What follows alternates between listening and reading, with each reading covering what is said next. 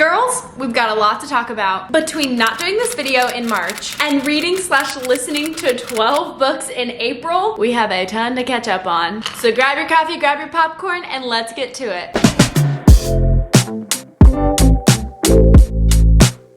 Hey guys, what's up? It's Gracie and welcome back to my channel. Today we're doing a highly anticipated not only March reads review, it's the beginning of May now, I know, I'm behind. But between March reads and April reads, we have 19 books to talk about today. 7 books in March plus 12 books in April equals 19 books we have to talk about. 3 of those were audiobooks, but we gotta get into it and we gotta start getting this video rolling. And if you're new here, hi, I'm Gracie. I do lifestyle videos as well as travel videos. I'm based in Tampa, Florida. I love to read, but I also love to travel, and I love to bring my books and my Kindles on my travel. I did get all of the physical copies of the books for this video. Yes, we are going to be looking at them, and let's get into all of the books that I read in both March and April. And as always, I have these linked on my storefront and my like to know it, so you guys can shop whether you're shopping on Amazon or shopping on Target for all of your book needs. Thought about mixing in all the books, but we are gonna start with the March pile. Seemingly less books, but also look at the pages of some of these books. I finished the Throne of Glass series in March. Okay, so shoo.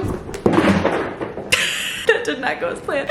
Shoo to the rest of those books, and we quickly have to talk about these. I feel like I need to do a full Throne of Glass video because it deserves its own video rather than skimming over and talking about a book for a minute or two. These are behemoths, and the whole series is a behemoth. And yes, I have the physical copies of all of this series because I loved it so much. Actually, these two I did read the physical copies of. For the tandem read, I did read Tower of Dawn and Empire of Storms as a tandem read and loved it. If you're considering whether or not it's complicated or worth it or anything like that, yes, I totally recommend reading them in tandem. Otherwise, you're left at a huge cliffhanger here that you don't find out the end of until the end of this book. I will also link down below these bookmarks that I purchased off of Amazon, one for each book, that tells you the order that you're supposed to read them in, and they're double-sided, so it tells you on both of the bookmarks the same exact thing. If you should be in Tower of Dawn or Empire of Storms, here's what they look like, and I will link them down below. These were the most helpful things in the whole world, because if I didn't know where I was, I would just open up one of the books, see what chapter I was at, see what chapter it said on here, double cross with both books, and it made it so much easier than doing it on my Kindle. Dare I say, I enjoyed Tower of Dawn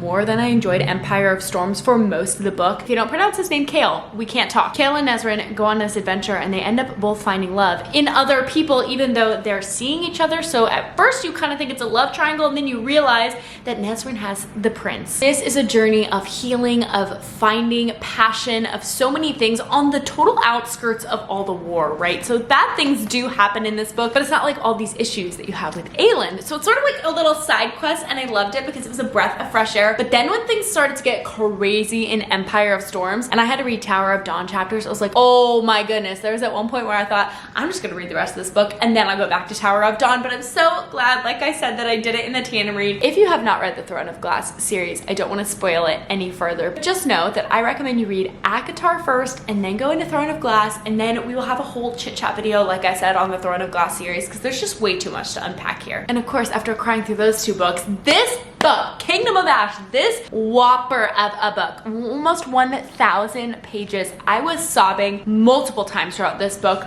Your heart is going like this reading these pages, and this is the end of this series. He's not writing any more books specifically in this Throne of Glass series, so you know it like kind of ties itself right up at the end, and it truly is perfect. And it took me quite a few books to get into this series because I kind of just like came off ACOTAR thinking nothing could ever beat it, and then people were talking to me so highly about Throne of Glass, and I wasn't really getting it. I wasn't into it. I was like reading books in between, but by the end of this book, I was just absolutely enthralled. I just loved all of it. Sarah J. Maas is a genius. Like I said, and like I'll continue to say, I gotta do a full video on this book series because it truly rocked my world. But this is the 3rd book that I finished in the month of March, and let me tell you, and dare I say that Man in Blackbeak may be my favorite character in this entire book. Anyway, we'll get into it. Stacey Willingham's All the Dangerous Things. This was an audiobook for me. I did buy the physical copy to talk about it like this, but I did listen to this as an audiobook. This story is about a mother, Isabel Drake, whose toddler was taken out of his bed in the middle of the night. Backstory on Isabel, the mother, she used to sleepwalk all the time as a little girl, less and less as an adult, but it still happens a couple of times where she goes places, she does things, and she does not remember them. With her backstory, there's another story in and of that with her parents and her sister, but then there's this story with her child taken out of his bed, and everything is coming together. She is trying to figure out who on earth took her child, how he was kidnapped. For over a year, she's having sleepless nights. Just kind of a little bit of an eerie story about how her son was taken, but the underlying theme of her sleepwalking plays into, oh, potentially it could be her throughout this book, and you don't really find out till the end. There's also some sketchy stuff going on with her husband, just overall a weird family dynamic. He actually ends up leaving her after the child is gone, and so we're just curious how the husband plays into this, and all of the detectives and the neighbors. You don't know who you can trust in this book. It was a great audiobook. I like listening to thrillers and mysteries in my headphones because I feel like it always keeps me coming back. I remember what's going on, and this book was no different. I'm not sure I would have enjoyed physically reading this book, but it was a great audiobook, so if you have a time on walks or time in your car, I would recommend, or if you're really into mystery and thriller, go check out Stacey Willingham's book. Ali Hazelwood can do no wrong in my eyes. Her and Sarah J. Maas are two of my favorite authors. The way that Ali Hazelwood writes, I just love. There's something about them that's so academic, and she always just gives me these terms that I have no idea about. I know nothing about chess, and somehow I feel like a chess genius after reading this book. I feel that way about a lot of her books when she uses scientific terms that I'm like touching on my Kindle or I'm looking up, I'm like, what is this term? I have no idea what it is. So she always makes me feel smarter while I read my smutty romance books, and honestly, it's the best of both worlds. This book is about Mallory and Nolan. Honestly, Mallory kind of annoyed me at the beginning of the book with just her total indignation and not wanting to go play chess, and only playing chess for this reason. And she's a little stubborn. I'm stubborn, but she is stubborn, and she was really annoying me in the beginning of this book. But Nolan, sweetheart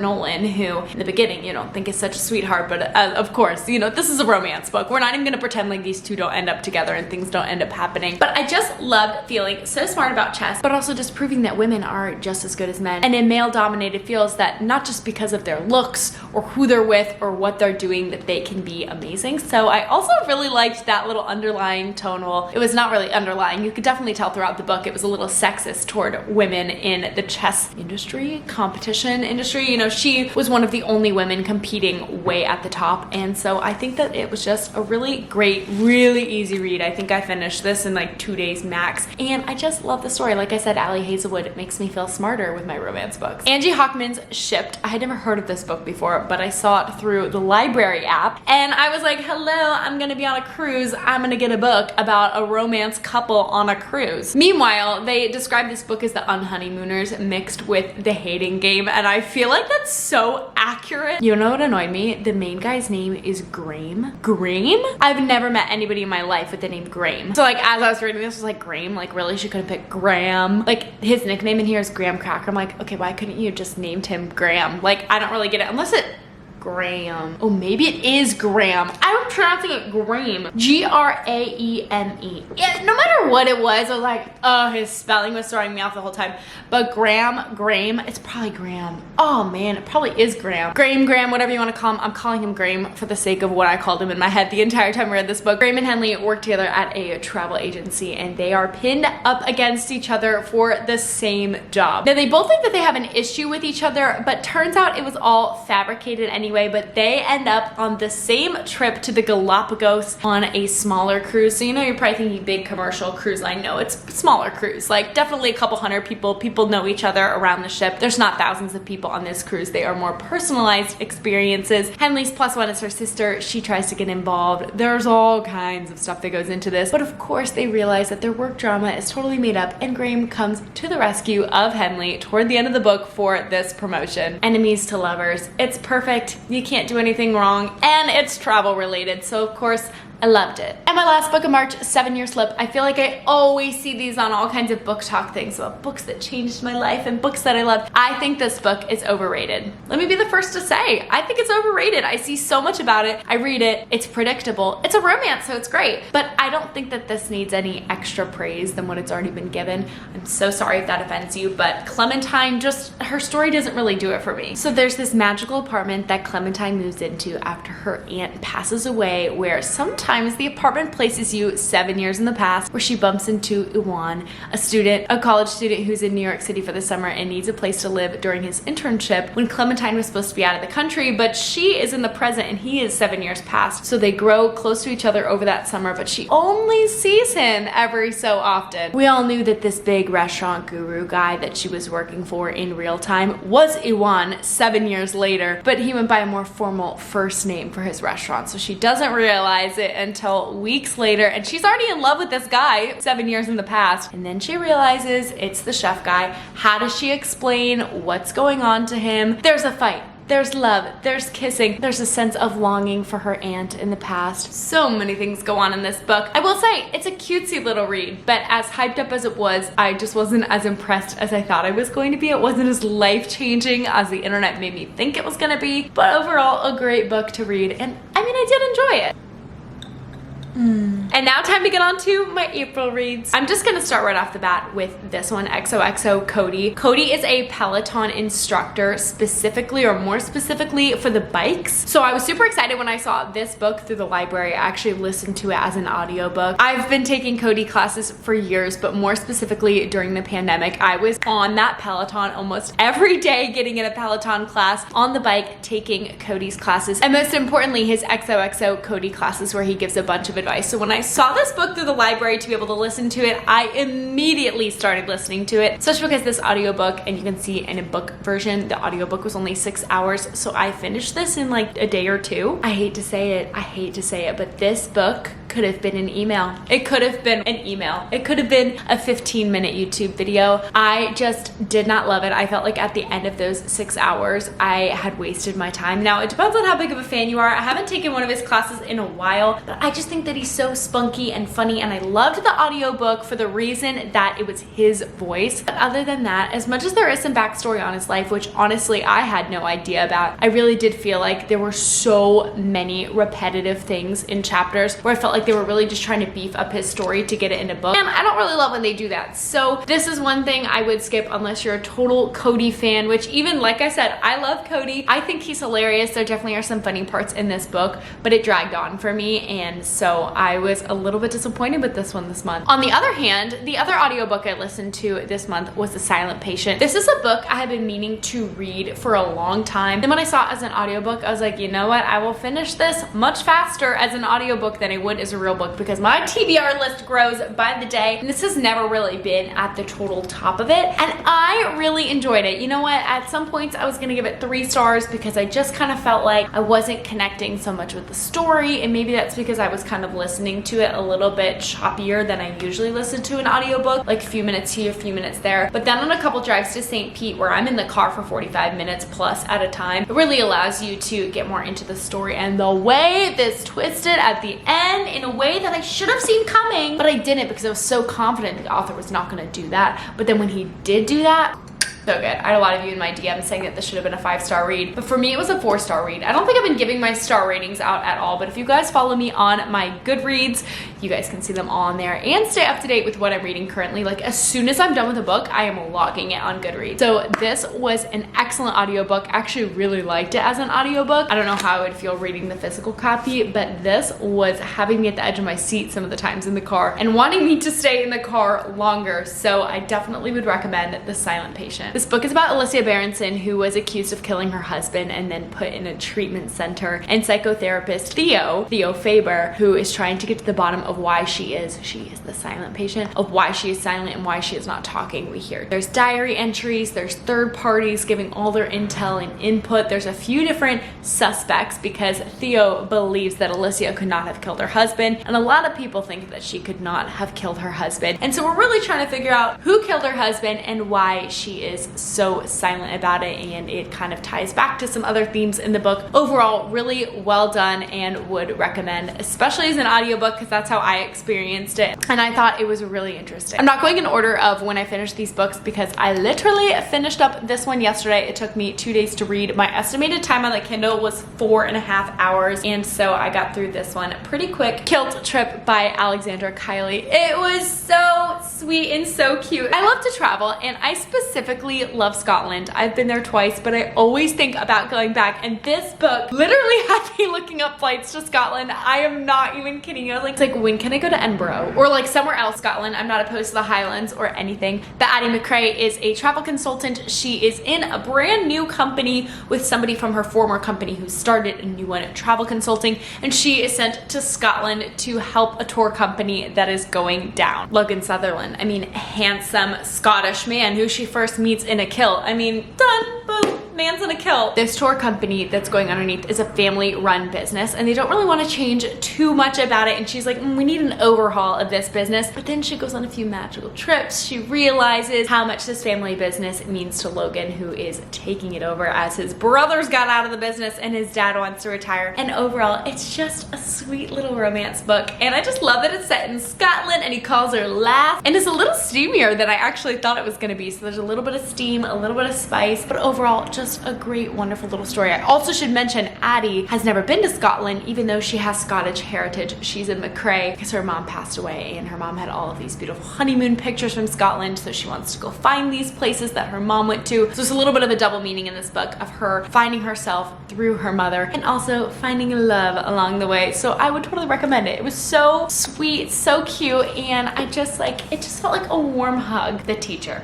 Okay, I've read some of Frida McFadden's books before. Thrillers, mysteries. I'm not opposed to them, even though a lot of the ones I like are fantasy, romantasy, adventurous type books. This is a new book, and so I thought, okay, let me get my hands on that book and read it. I bought this book on Kindle, okay? I didn't wait for it through the library because I didn't want to wait. Why is it so... I know her books are supposed to be weird, but it made me feel a way. I was like, this is gross. I felt like I wasted my time reading this book. It gave me an icky feeling. Eve and her husband Nate are both teachers at the same exact school, but she is not really liked and he is loved by every student. And Addie, who is a student, gets caught up with the teacher, and all of these things come out about the teacher Nate, the male teacher Nate. It's disgusting. I don't even honestly know how to put it into words how icky this book was for me, and as I was reading it, truly, like if I were reading it right now, this is how I would look. Addie and Nate, like this reminds me of Pretty Little Liars, right? So Pretty Little Liars, if you ever watched them in your middle school, you're like encouraging this teacher-student relationship. And then you're in your 20s and you read a book about a teacher-student relationship. There is a twist, and I wish I could like give a little glimpse behind it, but you find out right at the end, and it's like, what is going on in this book? Twisted, weird, gross. I did not like it at all. I thought the student-teacher relationships were icky. I don't really know how to describe it, but basically Eve and Nate just need to be put in jail for the rest of their lives. That's all I have to say. One book I've been meaning to read for almost 2 years now that truly just put a smile on my face every time I picked it up. Remarkably Bright Creatures. I need a pet octopus right now, and I'm gonna name him Marcellus. I also can't really believe that this is Shelby Van Pelt's debut novel because I just think it was so great. I gave it 5 stars. This book is about the relationship between the octopus Marcellus and Tova Sullivan, who works late nights at the aquarium cleaning up, and they just have the most wonderful relationship. Marcellus is a remarkably bright creature who is the octopus, and he's also a little bit of a klepto. 30 years prior, Tova's 18-year-old son disappeared and was presumed dead from suicide. She just knew that couldn't be the case, and she's been lying in her grave, and Marcellus helps her piece it together, and there's just so many pieces of the puzzle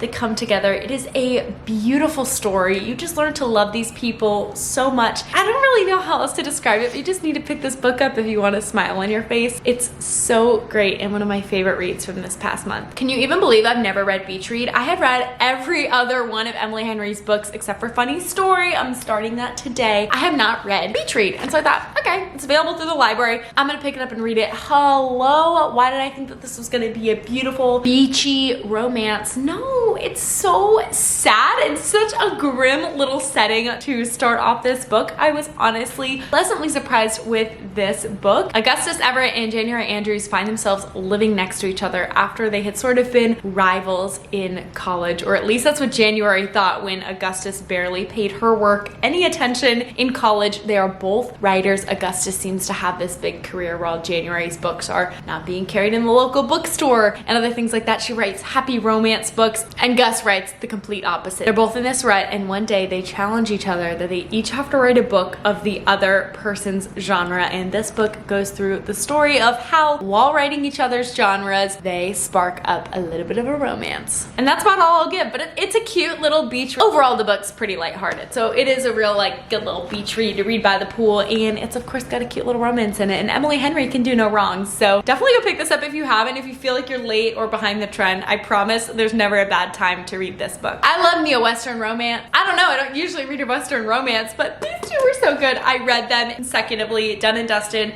Swift and Saddled, and then Lost and Lassoed comes out later this year, which I will be picking up. Not gonna go into detail on these because they're pretty short and to the point, but they are two Western romances with cowboys, and there's not much else to say other than they're wonderful. They are steamy. They are steamy. I was thinking about recommending these to my mom, and then I was like, there's no way. My mom's watching this video, do not pick these up. I was like, whoa, that recommendation cannot come out of my mouth to my mom, but to you guys, we're friends. We're girlfriends. We're gonna chit chat about this. Oh, pick these up if you want some steam, because whoa, sweating reading some of these. Like, oh gosh, I hope nobody can read over my shoulders. So just great. We love a cowboy, and so you're gonna love these books.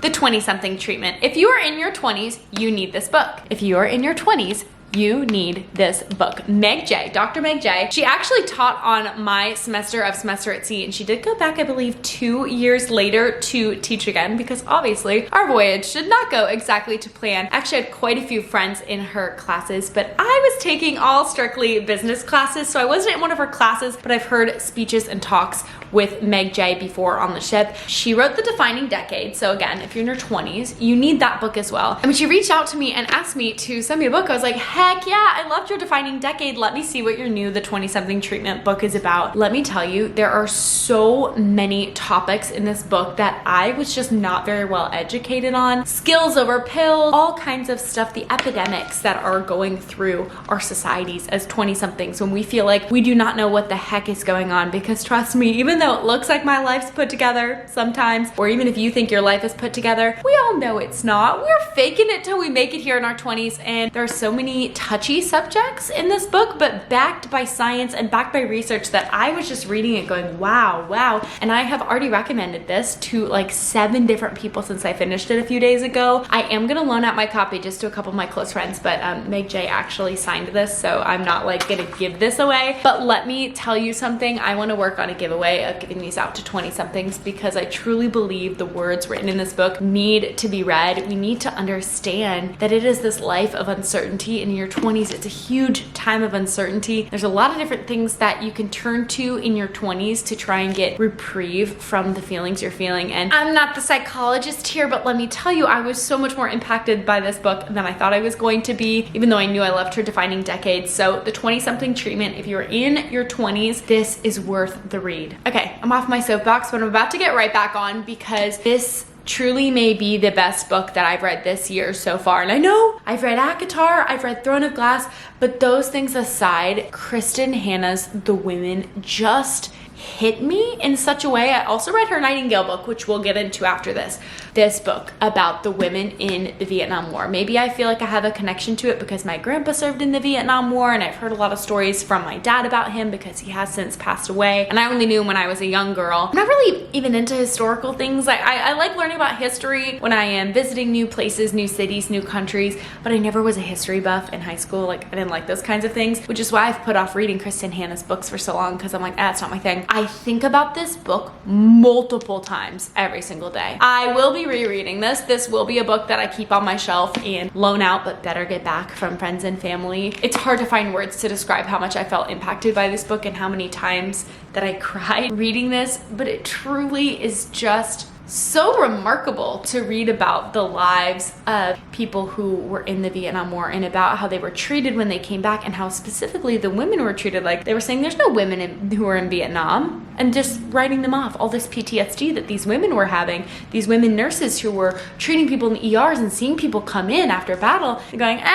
you women are fine, you weren't even in Vietnam. Oh my goodness gracious. Frankie McGrath lives rent-free in my head. And then when she comes back from Vietnam, all kinds of stuff is still going on. I'm finding it hard to find words to really talk about this book, but if there's one book, if there's one recommendation you ever take from me, other than the 20-something treatment if you're in your 20s, this book, The Women, it needs more recognition. Like, I haven't really heard people talking about this. I feel like I gotta make my own little TikTok talking about this, because I need people to read this book and talk with me about how much we love it. So I know it looks intimidating. I know there's hundreds and hundreds and hundreds of pages. Actually, it's not really that many. 460 pages, you can do it. Your life will be changed. At least that's how I feel, truly. And speaking of which, this book already has so much recognition, but Kristen Hanna's The Nightingale. This book I've had on my TBR for so long, and when I finally picked it up and I read it, I was like, this is so good, which is what led me into The Women. So we'll go back to The Nightingale. Do not be intimidated by the beginning of this book, because when I first started to read it, I was like, what is going on? There were too many different times, there were too many different people. I just have absolutely no idea what's going on in this book. Who are these fake names? Who are the real people? What time period is this? Just get through the first 50 pages or so, because I really truly almost gave up on this book. I was thinking, oh my gosh, I knew it wasn't my style, I knew it wasn't my thing, but I finished it and it was so good. Juliette Gervais.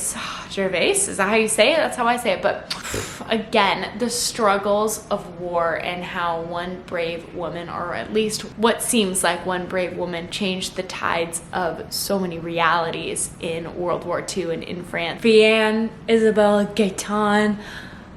So many beautiful characters, so many well thought out chapters. I just truly was so touched about this little town in France that was German occupied and everything that went into this book. So without spoiling it, go pick up The Nightingale, go pick up The Women, and I think that your perspective on historical books is gonna change. And the last book I'm gonna be talking about today, Abby Jimenez, Just for the Summer. Who was gonna tell me that this was the third book in a series? I did not realize until I was logging it on Goodreads that this is the third book in the series, Part of Your World. I have Part of Your World and yours truly on my Kindle rented from the library, and I thought, oh, I'll pick up this one-off book before I read one that I'll want to read books 1 and 2. Well, turns out this is book 3, so I definitely spoiled some things for myself from books 1 and books 2, but I don't think it's anything I wasn't gonna pick up on in those books, like no real plot twist. It's good to know that if you're reading this, don't just pick up this book because it's a beautiful cover. It is the third book in the series, and if you don't care about the other 2 books, you don't need to read them to enjoy this book. But if you are potentially gonna read Part of Your World and yours truly, pick up those first, and don't be fooled like I was. Emma and Justin meet over a Reddit thread, decide that they're going to break each other's curse of whenever they date somebody, they break up with that person, and then the next person that person dates is their soulmate. So they think if they can date each other and break up, then the next person each of them is gonna find is their own soulmate, but turns out they may not even need to break up to make that happen. Also, Emma's got a lot of trauma with her mother. Her mother ends up showing up, falls in love with Neil,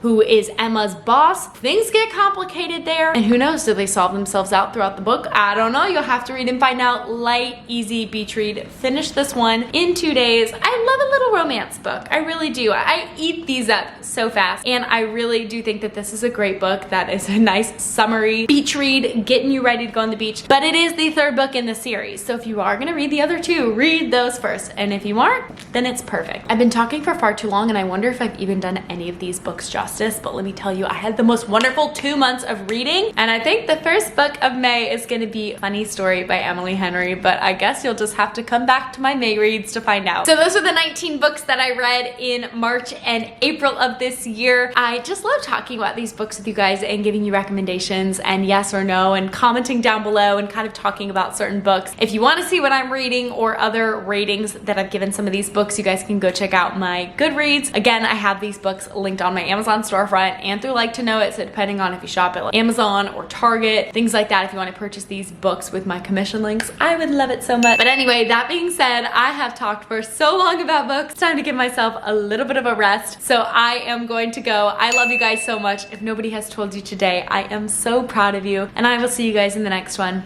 Bye!